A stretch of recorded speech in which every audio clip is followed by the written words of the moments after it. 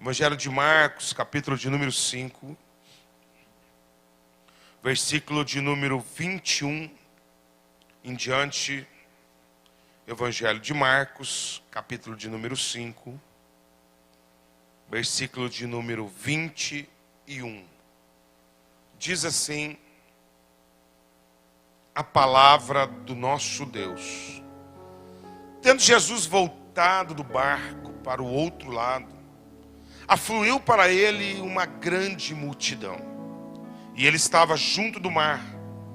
Eis que se chegou a ele um dos principais da sinagoga, chamado Jairo. Vendo-o, prostrou-se aos seus pés e insistentemente lhe suplicou: minha filhinha está à morte, vem, põe as mãos sobre ela, para que ela salva e viverá. E Jesus foi com ele. Grande multidão o seguia, comprimindo. Aconteceu que certa mulher que havia 12 anos vinha sofrendo de uma hemorragia, e muito padecera à mão de vários médicos, tendo despendido tudo quanto possuía, sem contudo nada aproveitar, antes pelo contrário, indo a pior. Tendo ouvido a fama de Jesus, vindo por trás dele, por entre a multidão, tocou as vestes, porque dizia: se eu apenas lhe tocar as vestes, ficarei curada. E logo se lhe estancou a hemorragia, e sentiu no corpo estar curada do seu flagelo. Jesus, reconhecendo imediatamente que dele saíra poder, virando-se no meio da multidão, perguntou: quem me tocou nas vestes? Responderam seus discípulos: vês a multidão e pergunta quem te tocou? Ele, porém, olhava ao redor para ver quem fizera isso. Então a mulher, atemorizada e tremendo, cônscia do que nela se operara, veio, prostrou-se diante dele e declarou-lhe toda a verdade. E ele lhe disse: filha, a tua fé te salvou, vai-te em paz e fica livre do teu mal. Falava ele ainda quando chegaram alguns da casa do chefe da sinagoga, a quem disseram: tua filha já morreu, porque ainda incomodas o mestre? Vou ler até aqui. Pai, no nome de Jesus, eu primeiramente te agradeço pela leitura da sua palavra, porque a sua palavra é viva, ela é remédio para nós, ela é bálsamo para a nossa alma, ela é lâmpada para os nossos pés, ela ilumina o nosso caminho. A tua palavra, Deus, é que nos conforta, é que nos consola, é que nos instrui, é que nos corrige. Tua palavra nos admoesta, a tua palavra nos exorta, a tua palavra anima o nosso coração, e a fé vem pelo ouvir e o ouvir a sua palavra. Por isso que nessa noite eu quero pedir que essa palavra não fique só a nível de nosso conhecimento, mas ela desça aos nossos corações. Que ela venha produzir frutos para a eternidade, meu Deus. Que os princípios aplicados através dessa palavra, desse texto, possam ser palavras de vida para cada um de nós. E aonde as pessoas estiverem agora, Pai, nos ouvindo, nos acompanhando, que o Senhor possa tocá-las em nome de Jesus. Que o Senhor possa curá-las, fazer estancar todo mal, toda enfermidade, toda moléstia, assim como o Senhor curou a filha de Jairo, assim como o Senhor curou essa mulher com uma hemorragia. O Senhor é o Jeová Rafá, que cura toda enfermidade, o Deus que nos perdoa de toda iniquidade. Basta uma palavra do Senhor, o Senhor é transcendente, e transformações, curas e milagres podem acontecer em nome de Jesus. Pai, mas que o maior milagre nessa noite possa ser operado dentro do nosso coração.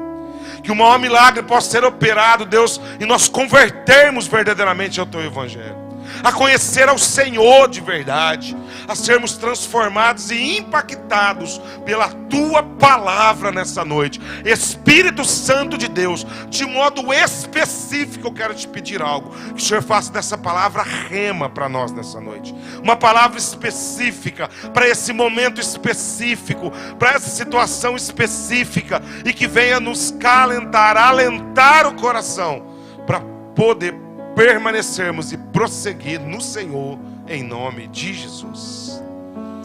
Eu quero falar com você nessa noite sobre quando as interrupções se tornam oportunidades divinas. Nós estamos diante da maior interrupção da história no último século. primeiro quadrante do século 21. Nenhum de nós imaginaríamos que nós teríamos que lidar já agora com 120 dias de um pare de Deus, um stop dos céus sobre a terra. O mundo todo precisou parar. Uma interrupção acontece. Aproximadamente 15 de março foi o primeiro diagnóstico de alguém com Covid aqui no Brasil, no Albert Einstein. A partir daí, no dia 22, todas as ações foram interrompidas, principalmente no nosso estado, os cultos presenciais às igrejas. Quando nós olhamos para o cenário do texto que eu escolhi lendo para você, é uma história conhecidíssima de um homem, chefe, dirigente de uma sinagoga, chamado Jairo, conhecedor das Escrituras, conhecedor das letras, das palavras, conhecedor de todas as leis, um homem que dirigia um culto, dirigia uma igreja, um homem que lidava, era um líder, ele lidava com a sociedade. Agora a Bíblia diz que essa filha dele fica muito doente, chegando quase à morte, e todo o conhecimento dele, tudo que ele tinha de recursos financeiros, todo conhecimento, toda economia, toda ciência, tudo que ele tinha ao seu alcance, ele se esforça para poder trazer cura para essa filha, e ele não encontra resposta e resultado. Então ele decide ir atrás de Jesus. E interessante que Jesus está voltando da cura de um endemoniado gadareno, de enfrentar uma tempestade junto com os discípulos. E Jesus agora, diz o texto aqui no versículo 21, tendo ele voltado no barco para o outro lado da margem, afluiu para ele uma grande multidão. Como sempre, Jesus cercado por uma enorme multidão, e sendo apertado de todos os lados, porque o ministério de Jesus já era prolífero, o ministério de Jesus já era frutífero, uma multidão seguia, muitas curas, porque era uma das facetas do ministério de Jesus, curas, milagres, sinais, maravilhas, como é hoje, porque ele é o mesmo ontem, hoje e eternamente será. O mesmo Jesus que curou há 2000 anos atrás, é o mesmo Jesus que ainda cura hoje, em nome dele, poderoso. Deus continua operando quanto o seu querer, o seu efetuar em favor das nossas vidas. E agora Jesus no meio daquela multidão, e de repente o texto diz no versículo 22 que chega esse principal da sinagoga chamado Jairo, e ele se lança aos pés do Senhor. Ele se prostra aos pés do Senhor. Ele se humilha, ele se rende, ele se entrega totalmente. A declaração aqui dessa humilhação, dessa entrega, dessa prostração, não é um sentido de entrega que não tem mais jeito, mas é um sentido de uma entrega dizendo: eu tentei de tudo, tudo que estava ao meu alcance eu fiz. Eu fui atrás da ciência, eu fui atrás da economia, eu fui atrás do conhecimento, ele era um político, eu fui atrás de todas as coisas, eu dirijo uma sinagoga, eu sei de tudo, eu tenho conhecimento da letra, mas tudo que eu tentei foi inócuo nesse momento. E agora o texto diz que ele viu Jesus e toma uma decisão de se render aos seus pés. E a palavra dele para Jesus é: Senhor, vamos na minha casa. Eu estou com um problema dentro de casa. A minha filha está terrivelmente doente, moribunda, está quase à morte. Não tem, a medicina não tem resposta para ela. A economia não adiantou, eu gastei tudo que eu tinha com os médicos, eu investi, eu fiz os melhores exames, eu consultei os melhores médicos, eu corri atrás da ciência, eu me agarrei nisso, e eu não tive resposta e resultado. Eu tentei com a minha influência como um dirigente da sinagoga, e através da minha influência ninguém também trouxe uma resposta. Eu preciso que o Senhor vá à minha casa, que o Senhor salve a minha filha, que o Senhor cure a minha filha, que o Senhor impõe as mãos sobre ela.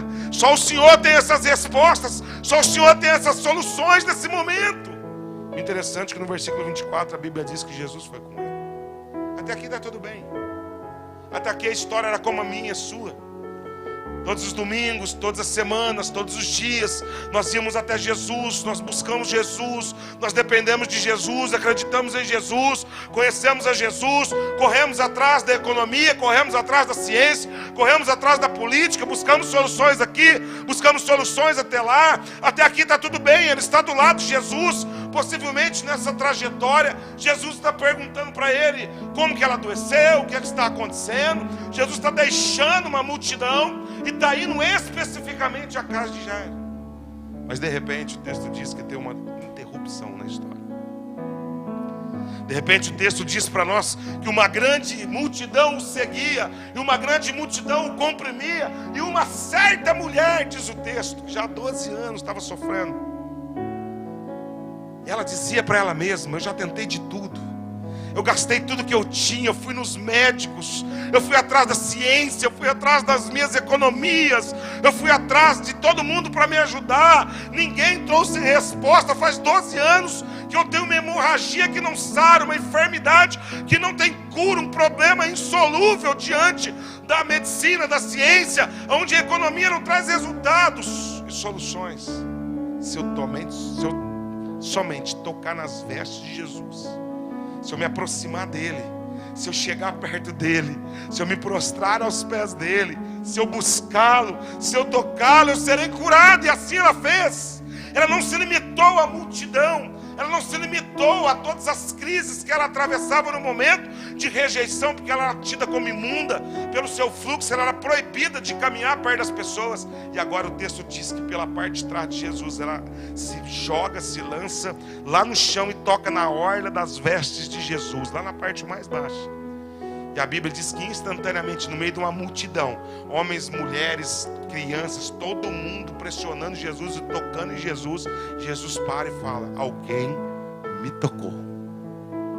Tem um toque diferente, tem algo diferente acontecendo. Alguém decidiu crer de modo diferente. Alguém decidiu me tocar com fé de modo diferente. Alguém decidiu olhar para mim de modo diferente. Alguém decidiu se aproximar de mim de modo diferente. Quem me tocou? Quem me tocou? Quem me tocou? Lembra que ele está caminhando com Jairo. Lembra que ele está indo para a casa de Jairo para solucionar um problema. Lembra que ele está num bate-papo com Jairo. A multidão está cercando ele. A mulher chega e toca e ele para. Aqui tem uma interrupção. E nesse momento o texto diz para nós aqui, ó, que desse momento em diante, no versículo de número 28, porque dizia: se eu apenas lhe tocar as vestes, ficarei curada. E logo se lhe estancou a hemorragia e sentiu seu corpo curado de seu flagelo. 30. Jesus, reconhecendo imediatamente que dele saiu virtude ou poder, virando-se no meio da multidão, perguntou: quem me tocou nas vestes? E respondeu aos seus discípulos: vês uma multidão que te aperta. E diz: quem te tocou? 32. Ele, porém, olhava ao redor para ver quem fizera isso. Então a mulher, cheia de medos, tremendo, côncia, com a consciência, com a convicção de que nela se operou um milagre, ela veio, prostrou-se agora diante dele e declarou-lhe toda a verdade. Essa mulher já não falava com as pessoas há 12 anos, possivelmente. Ela não tinha contato a não ser com médicos.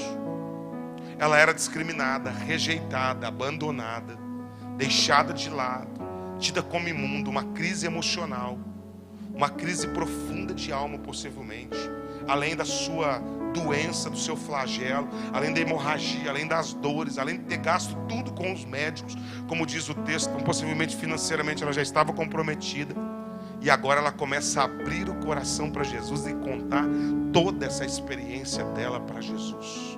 E do lado deles está Jairo.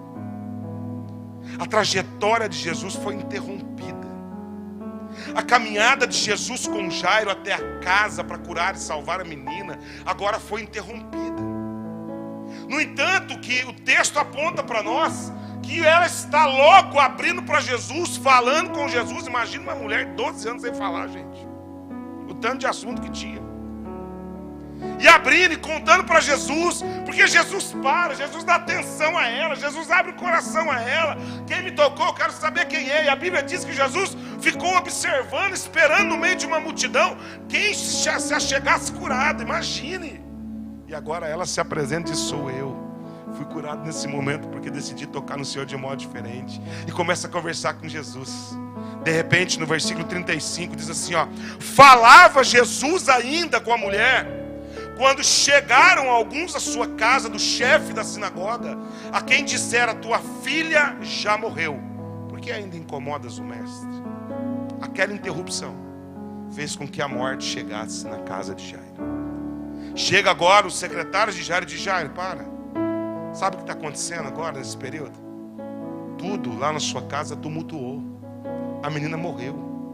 Se Jesus não tivesse permitido essa interrupção, se ele não tivesse parado no meio do processo, Se ele não tivesse feito nada parar, tudo seria diferente. As coisas seriam diferentes. Mas olha, a hora que aconteceu essa pandemia, 120 dias, interrupções, problemas, dificuldades. Olha a situação, se não tivesse parado em março, a empresa não tinha quebrado, a economia não tinha quebrado, a ciência não tinha estado nessa confusão dividida, a política não estava nessa rixa, os casamentos, as famílias. Mas esse momento, essa interrupção, essa pausa trouxe esse problema para nós.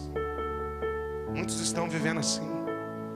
Eu confesso para você que se fosse eu no lugar de Jairo naquela hora, eu não sei como eu lidaria com aquela situação. Eu não sei que fala eu daria para Jesus, que palavras que eu daria para Jesus. Eu não sei que palavras, que falas, que atitudes e que comportamentos que você tem dado nesses dias como crente, diante dessas interrupções que estão acontecendo e que aconteceu de março até agora. Deus decidiu parar o mundo. Deus decidiu parar a minha e a tua vida. Deus decidiu trazer uma interrupção. A interrupção, na verdade, não é da economia. A interrupção não é da ciência, não é da política, não é da tecnologia. Não foi ninguém que ocasionou isso, a não ser Deus, vontade soberana e permissiva de Deus. Deus decidiu parar todas as coisas de março até agora. Disse: o mundo precisa parar. Eu preciso parar o mundo. Quantas vezes na história a gente encontra essas interrupções?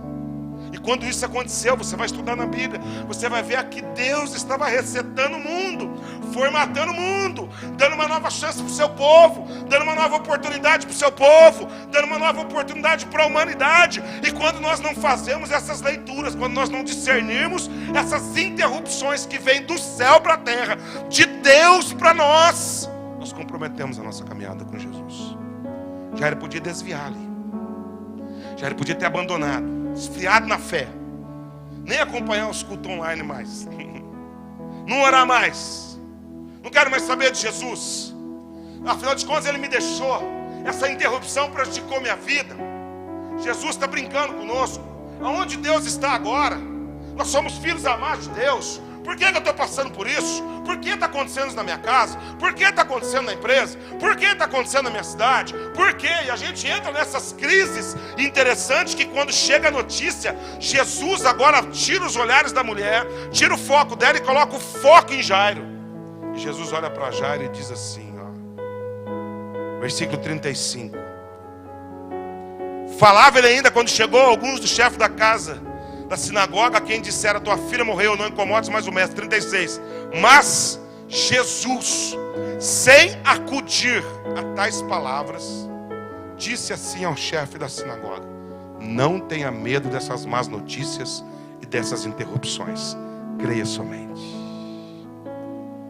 Ei, quando a gente olha para a história, a gente vai ver essas interrupções de Deus.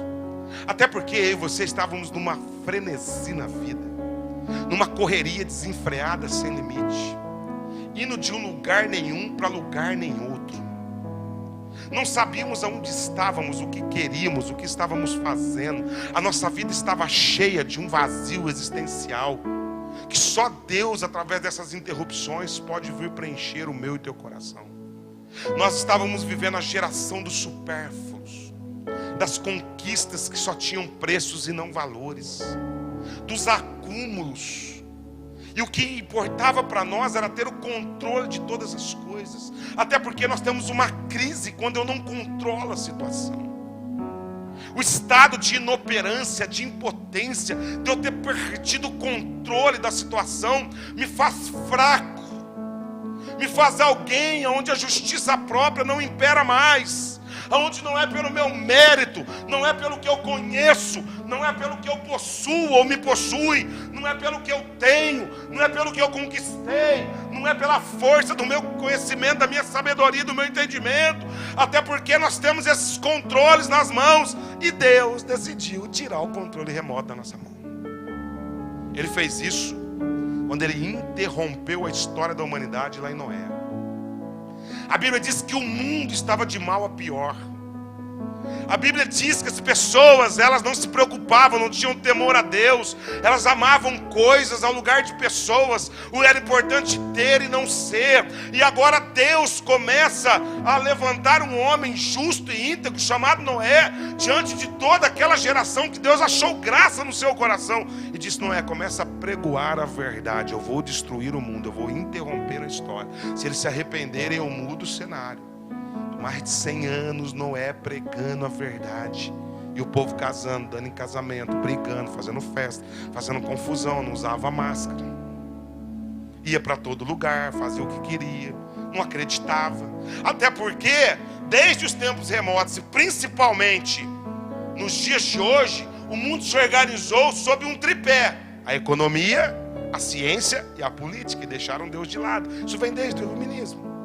Então tudo gira em torno da economia, tudo gira em torno da ciência e tudo gira em torno da política. E o ser humano está enredado por esses enganos, sustentado nesse tripé, achando que a ciência, a tecnologia, achando que a política e achando que a economia é o que rege a minha e a tua vida. E aí nós nos movemos a partir desse pseudo engano, ou essa segurança que aparentemente nós achávamos que trazia uma paz para cada um de nós.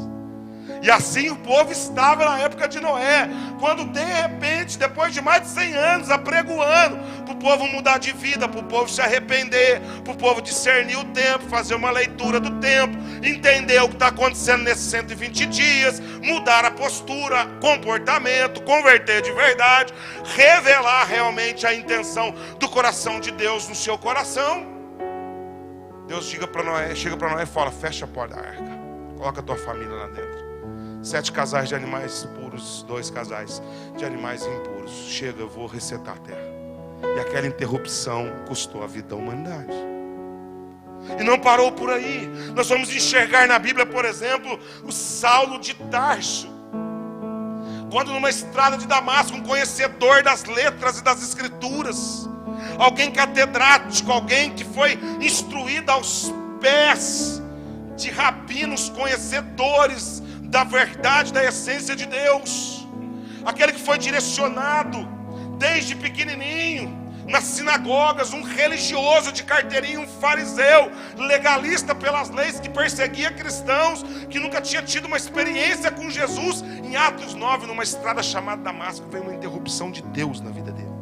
Ele cai, e a Bíblia diz que resplandece a luz, que é Jesus, e que fala com ele: Paulo, Paulo, por que você fica me perseguindo? Para de dar murros em ponta de facas. É uma interrupção na sua vida. Dura coisa é você recalcitrar contra os aguilhões. Quanto mais você recalcitrar, mais você vai se ferir. Não adianta você obstinar nesse período de isolamento. Não adianta você obstinar nesse período de interrupção. É uma interrupção que vem do céu para a terra. Aproveite essa oportunidade para você desfrutar de um favor divino de Deus. E Saulo levanta e nunca mais é a mesma pessoa. É totalmente transformado e impactado por essa interrupção na vida dele. O que eu vim dizer para você nessa noite é que as interrupções de Deus são favores divinos para Ele mudar a minha e a tua vida, para Ele transformar o meu e o teu coração. O que está acontecendo não é nada por conta da ciência, da política, da economia. Assim como Deus usou a Babilônia, Ele usa esses malignos. Assim como Deus usou a Babilônia, que era o pior povo daquela nação, daquela terra, os mais sanguinários, arrastavam as crianças, tiravam os olhos delas, colocavam anzóis, colocavam arcos nos narizes dos velhos e arrastavam pelas ruas. Eles eram terríveis, e Deus usou a Babilônia para trazer uma interrupção no povo de Judá e de Israel. No Reino Norte, os assírios, durante 70 anos, para trazer eles de volta, no período de cativeiro. Você acha que Deus não está usando essa situação da ciência, da política, essa confusão da economia, para poder ensinar a minha e a tua vida, corrigir a minha e a tua vida, redirecionar a nossa rota? Até porque se a gente continua como nós estávamos há 120 dias atrás, as nossas vidas estavam desorientadas, perdidas, sem rumo. O que importava era ter, o que importava era possuir, o que importava era conquistar, o que importava era eu comer primeiro, era eu vestir primeiro, o que importava era a minha vida, a minha história, a minha essência, o meu evangelho, o que eu quero. Deus, quando Ele percebe que nós estamos sem rumo e direção, Ele traz uma interrupção na nossa história. Olha só, Paulo, Timóteo, eles vão tentar junto com Silas ir para Bitínia para poder pregar a palavra de Deus. E a Bíblia diz em Atos 16 que o Espírito Santo de Deus os impede de prosseguir. Tem uma interrupção que é de Deus, gente. O que está acontecendo é uma interrupção de Deus. Essas interrupções de Deus é para eles revelar oportunidades e favores divinos para nós, para a gente melhorar, para a gente voltar totalmente dependentes dele. Só que a gente é obcecado por controle, a gente é obcecado por domínio, a gente é manipulador, a gente gosta de ter o controle de todas as coisas. Até porque essa situação tem o teu controle, que eu chamo de disciplina, de ordem, de decência. Cada um dá um nome de perfeccionismo, mas na verdade o que eu quero é depender de mim, é depender do meu dinheiro, da minha capacidade, das minhas conquistas, do que eu posso, do que eu sei fazer. Eu trabalho, eu dependo, eu sei, o meu negócio, a minha empresa, o meu salário, a minha vida é meu, tudo é meu. E Deus decidiu entrar nessa história, interromper essa história, dizer: está te fazendo é mal, te dá esse controle aí, chega. Você vai depender de mim agora. Para com essa obsessão, sabe por quê? Porque isso virou um Deus para o seu coração. Isso é idolatria. Você colocou quantas coisas no lugar de Deus no seu coração. Até porque esse controle traz para nós uma segurança, traz um conforto, uma falsa paz. E quantos estavam seguros e apoiados nas suas conquistas pessoais? Quantos estavam seguros e apoiados com uma falsa paz, olhando para a sua conta bancária, para o seu negócio, olhando para a sua estrutura de vida, olhando para a sua família e se sentindo mais abençoado com quem estava em falta no momento, se sentindo filho de Deus, amado, preferido, se sentindo aquele que por mérito próprio avançou, conquistou. Afinal de contas, eu sempre fiz tudo certo, eu sou um legalista, eu faço tudo direitinho. E na verdade, a grande questão central nossa é que há tempos na nossa caminhada a gente estava procurando essas situações na nossa vida. E quando a gente perde o controle, primeiro a gente fica frustrado, a gente fica sem apoio natural. Sabe por quê? Porque atrapalha os nossos planos pessoais. Ei, o Jairo tinha um plano pessoal: Jesus vai na minha casa, Ele está indo comigo colocar as mãos sobre a minha filha, o meu plano pessoal. Jairo agora não se preocupava no primeiro momento, tinha uma multidão sofrendo, presta atenção nisso. A filha dele sofria, ele tinha um problema dentro de casa, sério. Mas também tinha uma multidão sofrendo, tinha gente enferma, tinha uma mulher que há 12 anos, o mesmo tempo que tinha a vida da filha de Jairo, era o tanto que aquela mulher estava sofrendo, 12 anos sofrendo uma hemorragia. Ele tinha um plano pessoal, e Jesus então vai interromper para revelar para Jairo que não é só o plano pessoal dele que importa, não é só a agenda pessoal dele que importa, não é só a dor dele que importa, não é só a crise dele que importa. Ele não é essa bolacha mais recheada do pacote de Jesus, que tem mais gente sofrendo, que tem mais gente precisando da compaixão, que tem mais gente precisando do cuidado, que o evangelho é para todo mundo, que tem mais gente que agora eu tenho que dar atenção nesse processo que não está bem. E a questão, quando a gente perde o controle, vem um total sentimento de impotência, de insegurança crônica, nos traz a sensação de que Deus nos traiu, de que Deus nos abandonou. O silêncio de Deus dói na nossa alma, é terrível para a gente administrar. E aí nós não conseguimos encarar essas interrupções e achamos que essas interrupções são obstáculos para destruir os nossos planos, mas na verdade são as oportunidades para abraçarmos os planos de Deus para nós. As interrupções que nós estamos sofrendo agora não são obstáculos para destruir tua vida, teu negócio, a tua economia, o teu conhecimento, a tua família. Na verdade é para que você abra mão dos teus planos para abraçar os planos de Deus. Sabe por quê? Porque muitos de nós nessa geração estamos agarrados nos nossos planos. Nós estamos agarrados nos nossos feitos. Nós estamos confiando na nossa capacidade de sair dessas situações. Por isso que eu afirmo para você que essa interrupção é a maior oportunidade divina de Deus revelar o favor dele ao meu e ao seu favor. É o maior privilégio. Jesus, na sua história, foi interrompido várias vezes.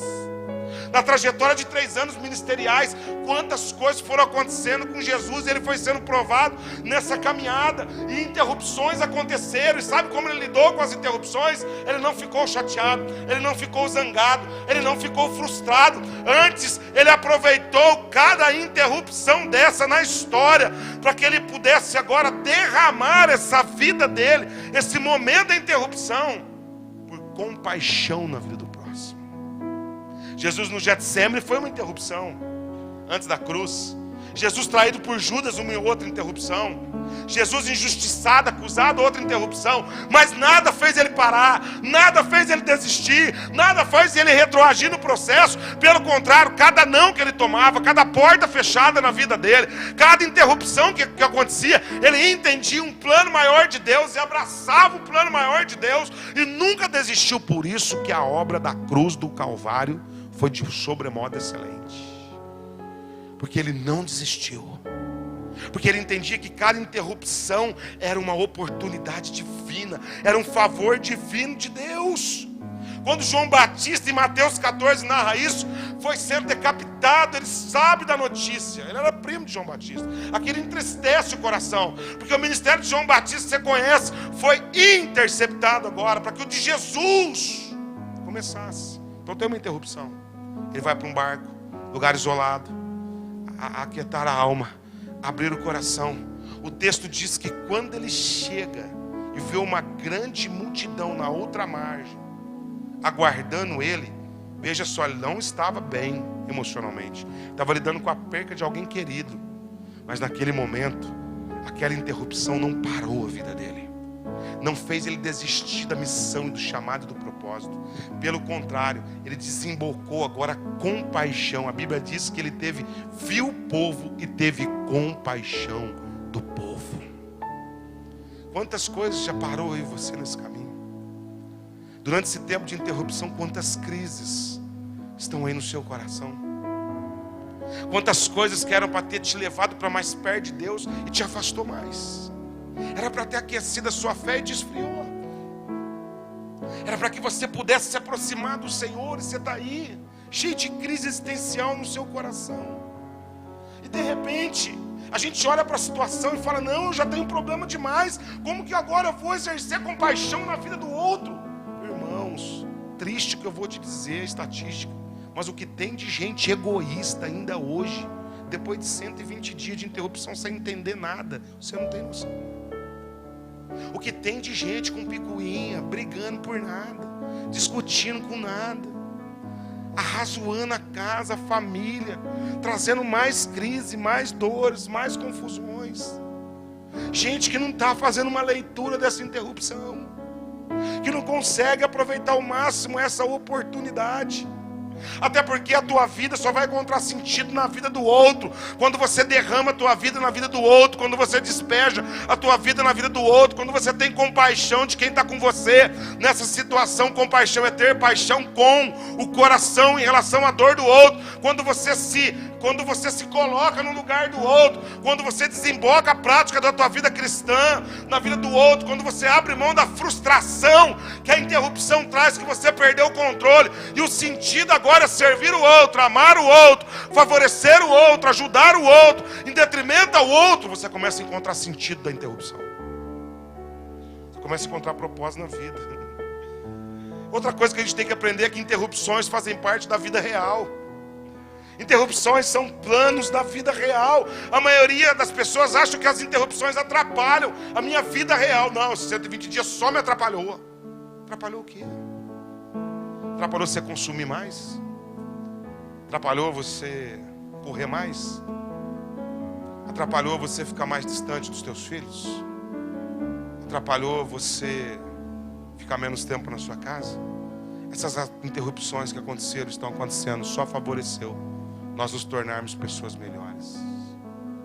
Essas interrupções são oportunidades de Deus para nos trazer para a essência daquilo que nós perdemos o valor há muito tempo. Fazem parte da vida real. Elas não são os obstáculos que vão destruir a tua vida, os teus planos, os teus propósitos, não. São oportunidades para você abraçar agora os planos e propósitos maiores que Deus tem para a tua história. Então, todas as vezes que nós colidimos com essa ideia, que nós temos o controle, nós precisamos aproveitar ao máximo a oportunidade de entender que nesse tempo, na nossa vida, a gente vai encontrar sentido e significado quando eu sirvo o outro, quando eu amo mais o outro, quando eu tenho mais compaixão pelo outro. Então, ao invés de você ficar frustrado com o que está te acontecendo agora e achando culpado em tudo quanto é lugar, abrace a oportunidade e vá refletir sobre Jesus, o Salvador. Esse é o melhor momento para a nossa vida. Esse é o melhor tempo para a nossa vida. É aqui que Jesus está nos ensinando sobre fé, perseverança, paciência, aqui convicção, aonde realmente nós estamos apoiados. Olha para Jairo, vamos voltar lá. Passa a multidão, se humilha aos pés do Senhor, abre o coração para Jesus e assume a fraqueza dele, o problema dele. Jesus vai com ele agora. Ele, acompanhado por Jesus, tem uma trajetória, uma multidão apertando. Chega uma mulher, toca em Jesus. Jesus para, tem uma interrupção. E Jairo fica ali do lado, esperando a mulher falar com Jesus. Jairo fica ali do lado, aguardando. Ali ele está aprendendo sobre fé. Ali ele está aprendendo sobre permanecer. Ali Jesus está discipulando ele sobre perseverança, sobre convicção, certeza em quem você tem crido. Não importa a interrupção, isso é uma oportunidade de eu chegar na sua casa, é uma oportunidade de eu chegar na sua vida, é uma oportunidade de impor as mãos sobre a sua filha, é uma oportunidade de você experimentar algo novo. Ei, essa é a maior oportunidade para Jesus chegar na sua casa, na sua vida, no seu coração, na sua família, na sua empresa, no seu negócio. Tudo que você achou que era seu, entrega o controle de Jesus, deixa ele entrar nesses lugares. São oportunidades divinas para ele manifestar o favor dele ao seu favor, em nome de Jesus. E aí Jairo tinha tudo para abandonar, desviar, enfiar o pé em tudo, ir embora. E aí Jairo fica do lado, recebe a má notícia. A filha agora morreu por conta disso. O problema agravou, ficou pior as finanças, ficou pior agora a saúde, ficou pior a situação. E aí Jesus vira para Jairo e fala: Jairo, não tenha medo disso não que está acontecendo. Tenha fé, crê somente. A tua filha não está morta, a tua filha está dormindo. Eu vou até a tua casa, a história vai mudar, o contexto vai mudar, a tua filha vai viver, a tua vida vai funcionar. São oportunidades divinas, são favores divinos, que não dependem do seu controle, não dependem do seu conhecimento, não dependem do seu dinheiro, não dependem da sua ciência, tecnologia, política. Depende da palavra e da presença de Jesus. É isso que depende. É da palavra e da presença de Jesus. É aqui que Jesus enxerga essas oportunidades de ministrar o coração de Jairo, o meu e o teu coração. São nesses momentos que não tem saídas humanas, são diante dessas interrupções divinas, que o tempo, o nosso ministério, assim como o de Jesus, agora não são mais regulados no nosso controle, agora são regulados pela agenda de Deus. O que Deus fez, na verdade, foi mandar rasgar a nossa agenda. Você valorizava tanto a sua agenda, você valorizava tanto os seus compromissos, você valorizava tanto o seu controle. E Jesus, na verdade, ele entrou nessa interrupção, rasgou a nossa agenda, tirou o nosso controle, tirou todo o nosso sucesso, os nossos espetáculos fora de casa. E agora ele quer manifestar o favor divino dele ao nosso favor. Ele quer nos trazer de volta para a realidade. É aqui que nós aprendemos a realmente nos submeter. Quando perguntaram para Martinho Lutero sobre os seus planos para o dia seguinte, ele respondeu: trabalhar, trabalhar desde cedo até a tarde. Na verdade, tenho tanto o que fazer, que eu deverei passar as primeiras 3 horas em oração. Sabe por quê? Porque ele sabia o que era prioridade para a vida dele. Nós estávamos assim: tenho que trabalhar, eu tenho que trabalhar, eu tenho que trabalhar. Eu não tenho tempo para orar, eu não tenho tempo para pregar o evangelho, eu não tenho tempo para a agenda de Deus, eu não tenho tempo para o ministério, eu não tenho tempo, vocês vivem na igreja, eu não tenho tempo. Ei, prioridade invertida. Até porque trabalhar, conquistar, adiantou o que até agora? Resumiu aqui, fala a verdade. Levou a gente aonde? Trouxe a gente aonde? Falsa paz, falsa segurança, desespero, angústia na alma. Por isso que agora, primeiro, é o momento de colocar as primeiras coisas em seu devido lugar. O que realmente importa. Nós vamos olhar porque Jesus teve tempo de ficar sós com o Pai. A prioridade agora é buscar a vontade de Deus, é buscar a presença de Deus. Agora o caminho é buscar o que Deus tem para a sua vida, o que mais importa para você agora, ou o que deve importar agora nessa interrupção, para você desfrutar do favor divino, é ficar do lado de Jesus. Ora, Jairo, ele não abandonou Jesus. As más notícias não tirou ele do lado de Jesus. A impossibilidade não tirou ele do lado do Senhor. Ele não desistiu, ele não desanimou, ele não ficou paralisado nesse processo. Ele ficou ali do lado, mesmo diante de uma multidão. Esse é um tempo agora de nós refletirmos e ficarmos a sós com o Senhor. É o momento de aquietarmos a nossa alma, de refletir na verdade o que valeu a pena até agora. Minha pergunta para você, e essa mensagem, ela se resume nesse aspecto: o que valeu a pena para a gente até agora? Ei, até 120 dias atrás, o que valeu a pena para você? O tanto que você correu valeu a pena? Ter deixado os teus filhos só para conquistar mais valeu a pena? Ter deixado a sua família em detrimento a um adultério valeu a pena?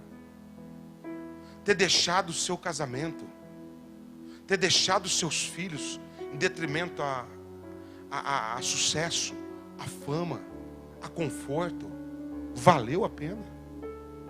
Valeu a pena você se desgastar como se desgastou, para conquistar, acumular, para ter uma pseudo paz e uma falsa segurança, e perder a maior oportunidade de ver os seus filhos crescerem? Tivemos contato com uma família da igreja essa semana, batendo um papo. A gente já não nos víamos há 3 meses aí, no processo 4. A gente pôde ver como um dos filhos cresceram, como eles crescem rápidos. Os nossos lá em casa são marmanjos já, né? Já chegaram no limite. Mas como os filhos crescem, e como na correria da vida a gente perde a oportunidade de ver cada detalhe desse crescimento. Como a gente perdeu oportunidades, né, trazendo a vida, né, para um contexto complexo. Você quer ver o que você tinha perdido até antes da interrupção na sua vida? Como é complexo uma simples tarefa de matemática com dividir com 2 elementos na chave. Em home office você não dá conta de ajudar um menino. Tão complexo que se tornou a vida.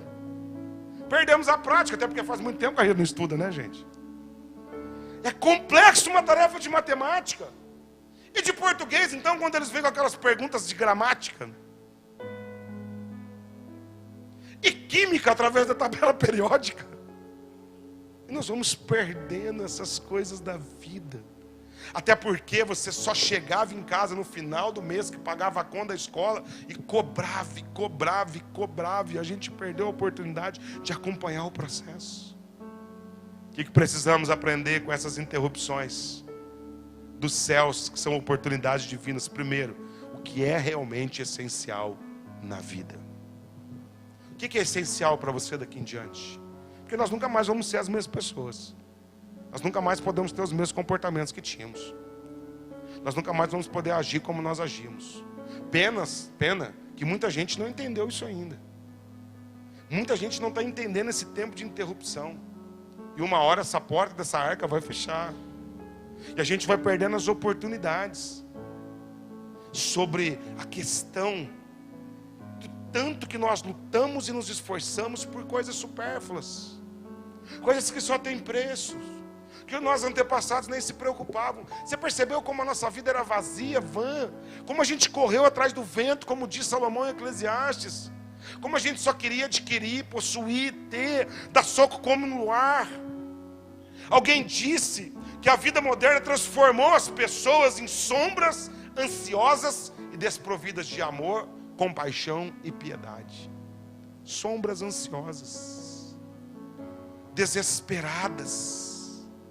Pessoas que acham que nessa sociedade o consumo está acima de tudo. O consumo faz a gente feliz, o consumo faz a gente, as viagens, as férias, né? Cada vez mais os jatos rápidos. Isso cria adrenalina, o máximo de felicidade para todos. Só que perdemos a capacidade de um estilo de vida que nos conduz à simplicidade.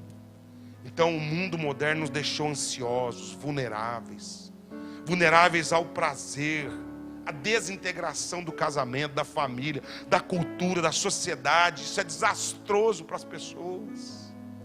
Nós temos uma geração que não vive a realidade, uma geração que vive a síndrome do Peter Pan na terra do nunca. Como se a vida não fosse real, como se os problemas não fossem reais, como se nós não tivéssemos que encarar a vida como um campo de batalha, não tivéssemos que enfrentar as coisas, interagir com as coisas, dar respostas, amadurecer, crescer. A gente se tornou meninos que não sabem lidar com o não. Nós não sabemos lidar com uma situação que sai do controle, um negócio que nós não gostamos. Nos tornamos altamente vulneráveis emocionalmente e intolerantes a gente. Nós gostamos de bicho, mas de gente nós nos tornamos intolerantes. Basta alguém falar algo que você não compactua, acabou. Acabou a amizade.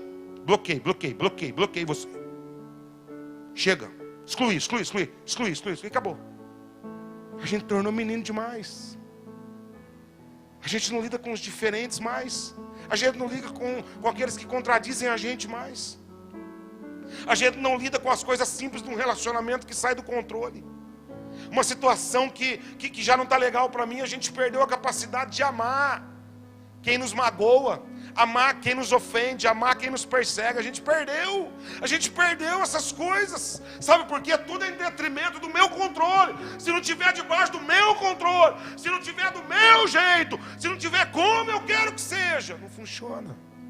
Isso nos tornou pessoas vulneráveis e se tornou um desastre para a sociedade. Por isso que está uma intriga para todo lado, um caos para todo lado, que realmente vale a pena. Quais são os valores que nós estimamos? A nossa vida está centrada em quê? Posses, coisas, conquistas pessoais, ter e acumular. Ei, quantas vezes nós tivemos a oportunidade de abraçar as pessoas e por birra não abraçamos? Agora não pode, você quer abraçar. A gente é terrível. Quantas vezes nós tivemos a oportunidade de servir as pessoas e não servimos porque o nosso coração é duro. Quantas vezes nós tivemos a oportunidade de cuidar de alguém e não cuidamos, ficamos brigando dentro de casa, os casamentos. Quantas oportunidades teve de cuidar um do outro? Quantas vezes nós tivemos a oportunidade de aproximar e não nos aproximamos, de amar e não amamos? Tudo com uma bela desculpa que estava corrido demais para mim. Não tinha tempo. A Bíblia diz assim em Lucas capítulo 12, versículo 15: a vida do homem não consiste na abundância das coisas que ele possui. Meu amigo, minha amiga, meu irmão, minha irmã, bonitão e bonitona de Jesus, a sua vida, a minha vida, não consiste nos bens e nas conquistas que você tem. Deus interrompeu essa história. Deus decidiu intervir nessa caminhada. Há valores maiores que isso, que você tem que aprender a continuar cultivando, ou cultivar agora, ou começar a cultivar. Dignidade, honrar as pessoas, integridade, fidelidade, credibilidade, principalmente dentro de casa com a sua esposa e seus filhos. Paz interior, paz com Deus, paz com todos. E acima de tudo, colocar a vida em ordem. A Bíblia diz assim em Provérbios 15:16: melhor é ter pouco com o temor de Deus do que um grande tesouro acompanhado de inquietação. Melhor é um prato de hortaliça onde há amor do que o boi gordo acompanhado de ódio. Sabe o que o texto está dizendo aqui de Provérbios? Que é melhor você ter uma vida simples em paz. É melhor você ter uma vida simples em segurança. É melhor você voltar para a simplicidade da vida, de cultivar um canteirinho no fundo da sua casa, de voltar a contemplar um desabrochar de uma flor, um canto de um pássaro, olho no olho ao redor da mesa, respeito mútuo dentro de casa, culto doméstico, estudar a Bíblia, ler Bíblia, compactuar, relacionar. É melhor você ter pouco, mas com temor a Deus, que um grande tesouro, você acumular conquistas, bens, um grande tesouro, mas acompanhado de inquietação, de tormento, de ansiedade, de medo de perder, de angústia na alma. Por isso que é melhor um prato de hortaliça, coisa simples, onde há amor, do que você ter coisas exuberantes, sucessos e tudo muito mais, mas não tem amor, não tem paz, não tem alegria, não tem segurança, não tem quietude. Parafraseando esse texto aqui, sabe o que significa? É melhor tu ter um ovo estalado no prato com arroz e feijão do que tu ter uma picanha agora assando, aonde tem paz. Estala um ovão aí, meu irmão, dá um glória. Se um ovão não te satisfaz, vai 2, mistura com arroz, mas dê para todo mundo em casa e tenha paz. Se o tempo agora é para isso, tenha paz com isso. Se o tempo agora não dá para comer boi gordo, não dá para comer picanha, não dá para ir na churrascaria, fique em paz com isso em nome de Jesus. Essa interrupção vai passar e nós vamos ter paz e segurança e vamos voltar ao normal em nome de Jesus, o novo de Deus. E você vai superar todas essas coisas, mas aprenda a ter paz e segurança na simplicidade agora em nome de Jesus. Chega de rolo, chega de confusão, chega de discussão, chega agora de intriga. Cultive a paz, começando no seu lar. Sabe por quê? O simples com Deus e com paz é melhor do que o mais nobre sem Deus e sem paz. Agora nós buscamos tantas coisas, nós nos esquecemos que elas não têm poder de encher a nossa vida com sentido. Seja sincero com você. Tudo que você estava fazendo antes da interrupção tinha sentido? Toda a loucura de correria, de conquista, tinha sentido? Trouxe sentido para a sua existência? Trouxe significado para a sua vida? A sua agenda pessoal trouxe sentido e significado para a sua vida? Agora, quando você desenvolve um bom relacionamento com Deus, uma boa vida doméstica no seu lar, os maridos lavando louça, olha que negócio poderoso, cara. Os machão, barbudão, de avental, esfregando aquelas panelas com molho de tomate, ralando toda a mão, servindo.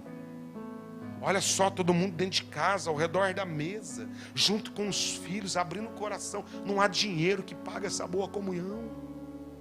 Não há dinheiro, não há conquistas que cubra esse lar cheio de amor, de paz e segurança.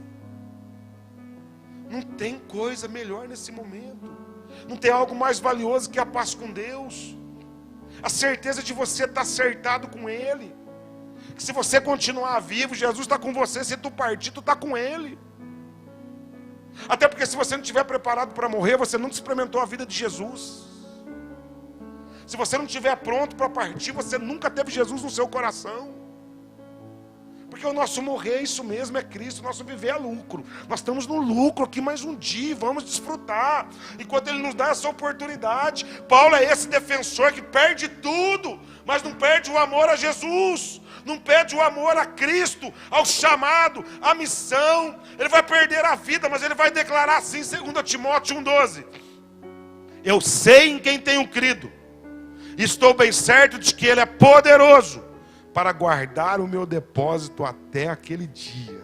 Ei, com toda a dificuldade, com toda a impossibilidade que ele enfrentou, com toda a limitação, foi uma vida jubilosa, uma vida gloriosa, cheia de sentido, de significado, que marcou o mundo, marcou a minha e a tua vida, e nós temos falado dele até o dia de hoje. Sabe por quê? Porque todos os acontecimentos, fatalidades, interrupções, trouxe um sentido e um significado divino, do favor de Deus em relação à vida dele.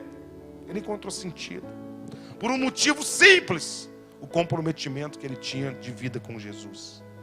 Eu concluo perguntando para vocês: sua vida está legal nesse período? O louvor pode vir aqui. E seu coração está legal? Lembre-se, confiar nas coisas é confiar em nada. Dissipa com sopro. Não confie em coisas. Não confie em si próprio. Muito menos nos conceitos humanos. Muito menos no tripé da ciência, da economia e da política. Não confie nessas coisas. Ore por essas coisas. Deus pode usar isso como espada para corrigir a minha e a tua vida. Coloca a tua confiança em Jesus Cristo. Coloca a tua confiança na palavra. E você vai descobrir o que muitos outros personagens em tempos de interrupções descobriram. O sentido da vida com Cristo. O sentido da compaixão. O sentido do amor. Efésios 1:11 diz que Deus faz todas as coisas segundo o propósito da sua vontade.